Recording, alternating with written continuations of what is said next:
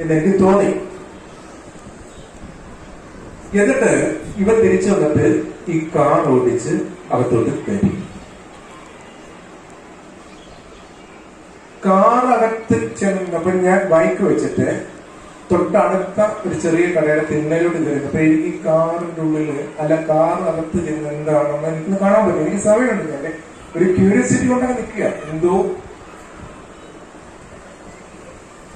ഞാൻ പിന്നെ കണ്ടത് ഈ പുറകിലെ സീറ്റിൽ നിന്ന് വേറെ ഒരാളാണ്. അയാൾക്ക് പ്രായമുള്ള ഒരു മനുഷ്യനാണ്. അയാൾ ചെന്നിട്ട് ആ വീടിന്റെ കതകിന്റെ ഓപ്പൺ ചെയ്യാൻ താക്കോൽ ഇങ്ങോട്ട് തിരിക്കുന്നതല്ല. പക്ഷെ അയാൾക്കൂടെ കഴിയുന്നില്ല. ഇത് അങ്ങോട്ട് നടന്നുകൊണ്ടിരിക്കുന്ന സമയത്ത് ആ കാറിന്റെ ഫ്രണ്ടിലെ ഡ്രൈവിംഗ് സീറ്റിൽ ലെഫ്റ്റ് സൈഡിൽ ഇരുന്ന ഡോറ് തുറന്ന് ഒരു സ്ത്രീ വെളിയിൽ ഇറങ്ങി. അവര് പെട്ടെന്ന് അങ്ങോട്ട് ചെന്നിട്ട് അയാളുടെ കയ്യിൽ താക്കോലിക്ക് മേടിച്ചിട്ട് അവരെ തന്നെ തോന്നും. എന്നിട്ട് അവര് പെട്ടെന്ന് പോയി. ഈ സമയത്ത് ആ ചെറുപ്പക്കാരൻ പയ്യെ പുറകെ വന്നിട്ട് ആ പെൺകുട്ടി ഇരിക്കുന്ന ഡോർ തുറന്നിട്ട് ആ ബാഗിനടുത്ത് എന്നിട്ട് അവൻ അകത്തോട്ട് നടന്നു പോകുന്നു. ഈ പെൺകുട്ടി ഇറങ്ങുന്നില്ല. ഈ പ്രായമുള്ള മനുഷ്യൻ വന്ന് ഈ പെൺകുട്ടിയുടെ എന്തോ ഒന്ന് കാണും. ഈ പെൺകുട്ടി അതിന് ശേഷം അവള് ഇറങ്ങിയിട്ട് അവള് അങ്ങനെ ഈ പിന്നെ ഞാൻ കണ്ടത് ഈ പ്രായമുള്ള മനുഷ്യൻ ഈ ഗേറ്റിന്റെ അടുത്ത് വന്നു. അപ്പൊ അയാൾ എന്നെ കണ്ട് അയാൾ എന്നോട് എന്തുവാന്ന് ചോദിച്ചു. ഞാൻ പറഞ്ഞൊന്നുമില്ല. പക്ഷെ അവിടെ എന്താണ് നടക്കുന്നതെന്ന് ഒരു കുറ്റകൃത്യമാണോ എന്നോ അല്ലെങ്കിൽ എന്തെങ്കിലും മോശപ്പെട്ട എന്നൊരു ചിന്തയില് ഞാൻ എന്റെ ഫോൺ എടുത്തിട്ട് ഞാനൊരു നമ്പര് ഡയൽ ചെയ്തു. മറുതലക്കൽ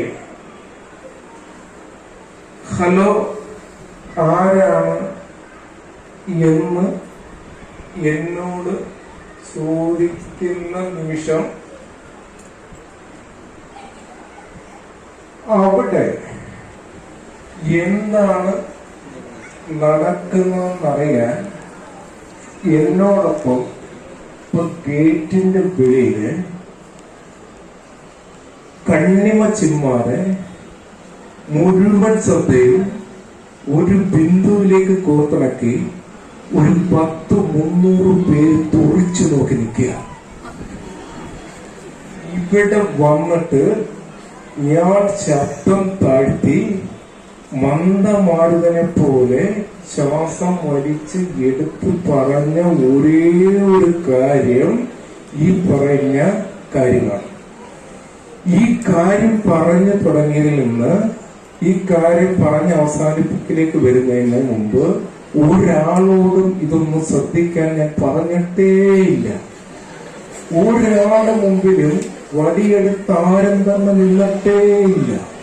കൈകൾ താഴെ കൊടുത്തിരുന്നവര് ഈ കൈകളെടുത്ത് ഇങ്ങോട്ടും ബാഗ് ചേരുന്നവർ പറ പറ വന്നിരുന്ന ഒരേ ഒരു സംഭവം പറയപ്പെടുന്നത് ഇതാണ് ഇതാണ് ഇതാണ്. ഞാൻ പറയുന്നത് വേറൊന്നുമല്ല. ഇതില് നിങ്ങളുടെ കരിയർ ഉണ്ടായിരുന്നില്ല, നിങ്ങളുടെ ജീവിതം ഉണ്ടായിരുന്നില്ല, നിങ്ങളുടെ ഭാവിയുമായിട്ട് ബന്ധപ്പെട്ട ഒരു കാര്യം ഉണ്ടായിരുന്നില്ല. ഈ പറയുന്ന കാര്യത്തില് ഇത്രമാത്രം ശ്രദ്ധയോടുകൂടി ഈ 5-ാം റോഡിലെ ആ തെരുവിലൂടെ പോകുന്ന ഒരു വണ്ടിയുടെ ശബ്ദം വരെ ഇതിനുള്ളിൽ കേൾക്കാൻ തക്കത്തിലേക്കുള്ള നിശബ്ദതയുടെ വാതായനം ഒരുക്കി നിങ്ങൾ കാത്തുകെട്ടി ഇരുന്നതിന്റെ പുറകിലുള്ള കണ്ടെന്നതുമാണ്. ഇത് കാര്യം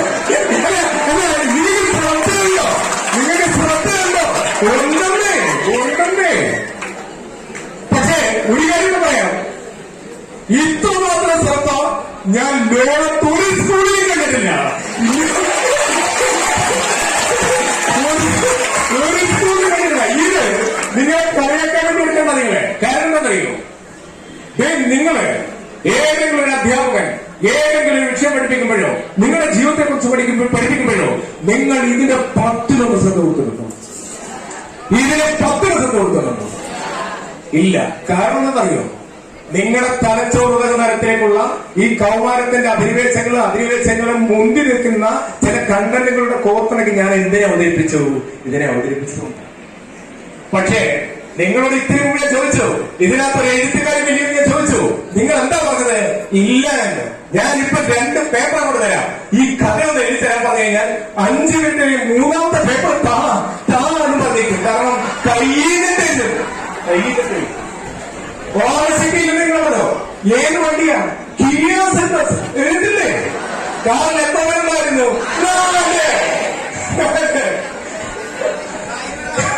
എല്ലാ കാര്യങ്ങളും മഴ പെയ്യുന്നുണ്ടായിരുന്നോ?